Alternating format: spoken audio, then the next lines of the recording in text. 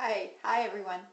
So I'm coming to you today a little bit under the weather because I'm currently decaffeinating myself, and this is day 4 and I'm having some withdrawal symptoms. And I really wasn't a coffee drinker. I drank tea, about loose leaf tea, maybe 4 cups, up to 4 cups a day. And I thought that I really wasn't ingesting that much caffeine, but I was terribly wrong, and I'm paying the price now. And I first became interested in this whole topic when I heard a YouTube video from the Rawvolution. And if you aren't familiar with that channel, run, do not walk to his channel. His videos are smart, funny, very well researched. And I'll put a link in the description box below for his channel. So he did this video on coffee ingestion and caffeine, and it got me thinking. I knew that my husband, who's a 3-cup-a-day coffee drinker, was addicted to caffeine, but I wasn't sure if I was. So I just stopped drinking any caffeinated beverages at all. And that is not really a good idea. I got a massive headache. That was on Wednesday, and today I'm still feeling pretty bad.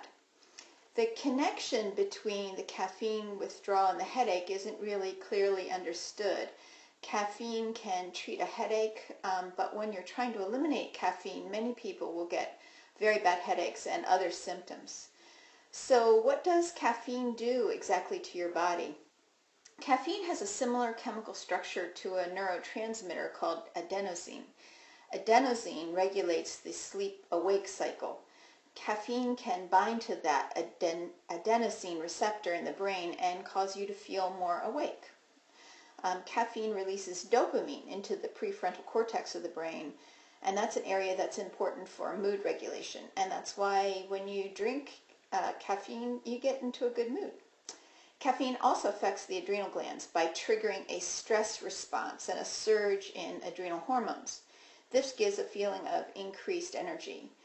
But as you continue with caffeine, eventually your adrenal glands become depleted, which becomes a cause of fatigue and suppressed immunity.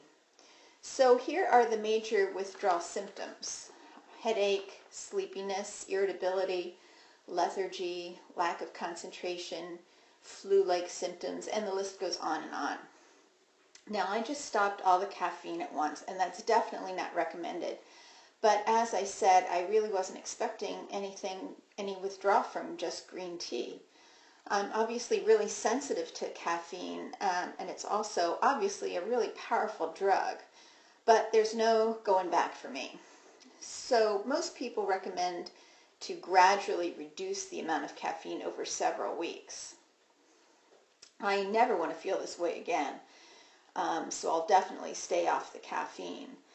An interesting side note, when I mention to anyone that I'm giving up caffeine, people react just like they do when you mention veganism. They sort of double down and immediately say how they have no problem with caffeine, they can stop whenever they want, they just like the taste so much that they just don't want to. And they get a little defensive and come up with all manner of excuses for drinking coffee, just like they do for consuming animal products, or if I mention that I've given up alcohol as well.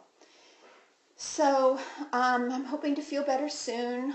They say it's usually about 5 days of pure hell, and then you start to feel a little bit better. So I'm hoping that tomorrow's a better day.